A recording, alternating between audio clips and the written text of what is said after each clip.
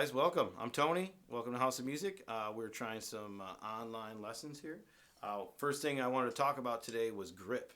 One of the biggest important things that you have to do is hold the stick correctly. All right, a lot of people hold it different ways. There's a lot of different ways of talking about it. So this is what's worked for me and a lot of beginners. You know, this is definitely better for more of a kid approach. See the Vic First logo here? It's pretty awesome. They actually mark with a flag. Oh, your thumb could go right there. It's literally perfect. I like to keep my thumb flat, and this first index finger curls around into the first knuckle. So that is really the fulcrum of pressure is right here. Okay. These I like to call my helper fingers, my three little guys here. I keep them pretty much close together, and as I'm using my wrist in a forward motion, these fingers press in and bounce it off my thumb muscle.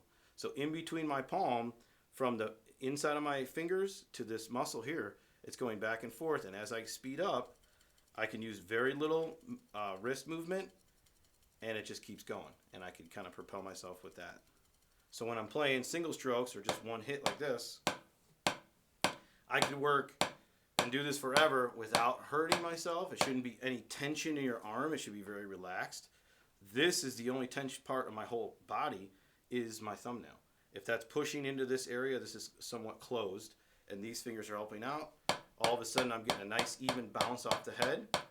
And keep in mind that we want to follow a straight line. So if I'm hitting from this point to this point, I want to keep as straight as I can. If I start going diagonal or loop-de-loops, that's going to make it a lot harder to play, especially fast and quiet. So when I'm doing this, I literally try to line that up. I'm doing my left hand now, same thing. Trying to keep it nice and even. And then we can start with some, I like doing my doubles, which is just right, right, left, left forever. So I'll start nice and slow. Settle in with that. Make sure that you're hitting in the same area, about the size of a quarter. And I like to tell all my students, if you look at this, this is the shape we are making on the drum head. I call it the V shape. If you start to get too close, now you're tensing up your body, it's pushing yourself in, and you're playing tense. If you're too far out, now you're like this. It's just too much. You need to be right in here. Your elbows are away from your body, but you're upright. Your back is straight, your shoulders are broad, and now you're at the perfect V shape. I like to think of like a soldier, or you're sitting at a very fancy dinner, and you want to be very proper. And as I speed up, obviously, you go into the buzz roll, but you want to try to milk that as long as you possibly can. So when you start off slow, you're very slow, right, right, left, left, right, right, left, left, right, right, left, left. As I speed up, I want to keep it smooth, keep it connected. Try to hold on to the double as long as you possibly can without using the bounce. I'm still not bouncing yet. Now I'm bouncing, you can hear it kind of go into that buzz. And then start again and do it over and over again. So a lot of rudiments are a little bit unforgiving in the beginning because you might not know it yet. Every rudiment's like that. As you learn it, it takes forever to get better at it. So you have to start simple, start with a slow tempo, build yourself up. Repeat, repeat, repeat. One thing you can do to make it a little bit more or less obnoxious is bring it over here to my friend the drum set. Okay? So we're doing our double here. We're getting bored at home. Oh, I can't take it anymore. All right, well, let's bring it over to the drum kit. All right, so we're going to talk about simple drum set beats and how to sit at the drum set. A lot of people get confused back here. It's kind of an interesting seat to be in, but you want to have that back straight. And I really enjoy playing with my arms, my right arm elevated slightly, so my forearm is almost in line with the hi-hat. As soon as I drop my elbow down like this, it starts to hurt a little bit more, and it takes a little bit more energy out of you. It is good to play soft like that sometimes when you want to be real soft. But when I'm technically playing and trying to be on, I usually have my elbow a little bit higher. Snare drum hand, same way, almost like as if I'm playing the snare drum in a V shape, but I'm just elevating my right hand over it. So they should be right on top of each other without hitting. The basic pattern that you got to learn right away is just hi-hat, snare drum, which I like to say for the younger kids, it's a little easier to remember. I go alone, together, alone, together. Really simple, starts with the right hand, and then both hands. If that doesn't work, try to think one hand, both hands, one hand, both hands, or alone, together, hitting only in the center of the snare drum. And for the hi-hats, usually right about 2 inches off the rim of the end of the cymbal, right around here. Too far out, it's a little louder, and too far in, it sounds more like a bell.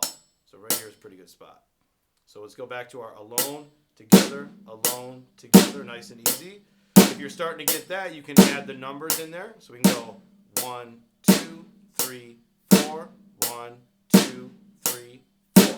As soon as you feel you can do that, you need to start entering in your right foot. Right foot is going to be on 1 and 3. So it's opposite of the snare.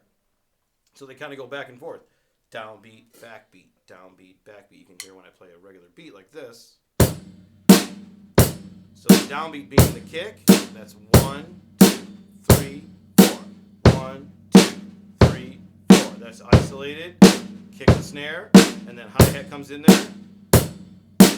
1, 2, 3, 4. If you get bored with that, you start to add eighth notes now.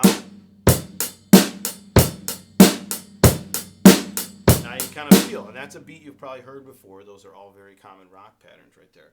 The hi-hat subdivides either with quarter notes or eighth notes or sixteenths, depending on what you want to do. So if you want to just keep it simple, in the beginning, that's the regular one. Now we'll add the eighth notes. Now we can go to sixteenths if we want.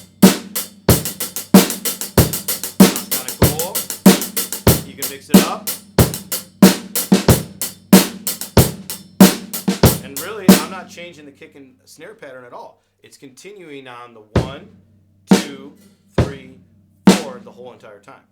And a lot of rock music and all music in general is consistent with that pattern. So it's a lot that you can play with just a simple beat.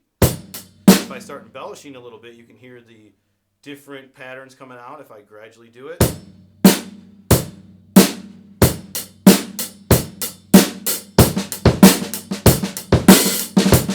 Every little thing I add,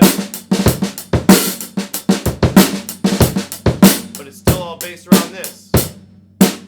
That's still the core in my head. Everything I'm doing still goes back to this. Thank you very much. All right, guys, thanks for tuning in. We got more lessons to come. We're going to be posting many more of these. That was your first intro drum lesson, first free one on me. Thanks for coming, and keep practicing.